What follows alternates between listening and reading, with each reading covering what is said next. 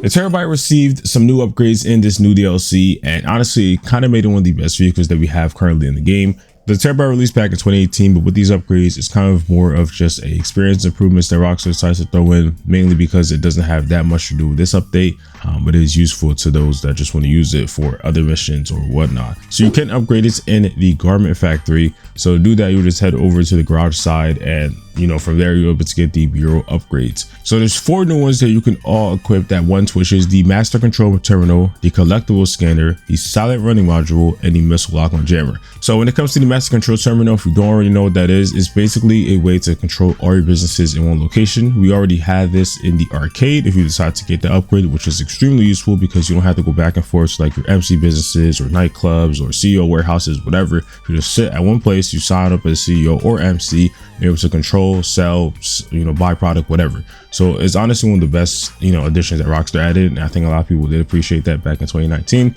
But the problem is that Rockstar only kept it in one location, which is cool. But overall, having something like a Terrorbyte is better because now you can just spawn it next to you and control your business from there. It's saving a lot more time there as well. So that's a great upgrade. I do recommend putting that on the vehicle. It's not that pricey as well.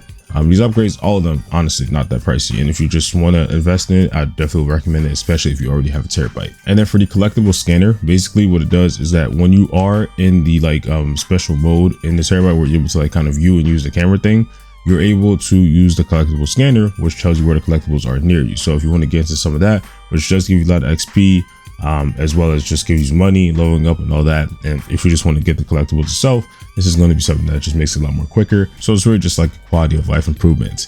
The silent running module basically lets it so that the Terrorbyte will not be on the map to other players when you are stationary. So I think this is on a few other vehicles in the game already, but basically how the Terrorbyte has a unique logo on the map, people are going to usually see it and don't know exactly what vehicle you're in. They might try and attack you, whatever. With this, it's just going to protect you somewhat. The only downside is that you cannot use your weapons with it, so that kind of sucks. But overall, I think regardless, it's something that people might want to check out.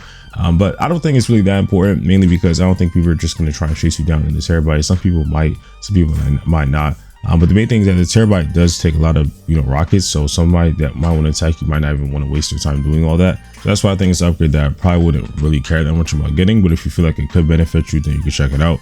And lastly, of course, the missile lock-on jammer. We know about this. Rockstar added about this ability to 50 other vehicles in the game with this update, which we'll talk about soon.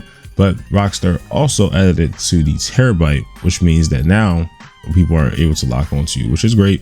Not that it was really a huge issue like I was saying before. It takes a lot of rockets to blow it up, but it is something that's more of just an addition that Rockstar could just help out. So I do recommend getting that one for sure, especially if you feel like you're going to be using the Terrorbyte a lot. Some more things about the Terrorbyte is that it does now have a new place that you can store it, which is inside the garment factory. So if you want to keep it in the nightclub, you could, or over here. Honestly, like I was saying earlier, I feel like the Terrorbyte doesn't have that much to do with this update. It can be useful, but it's not like a huge factor, at least for now.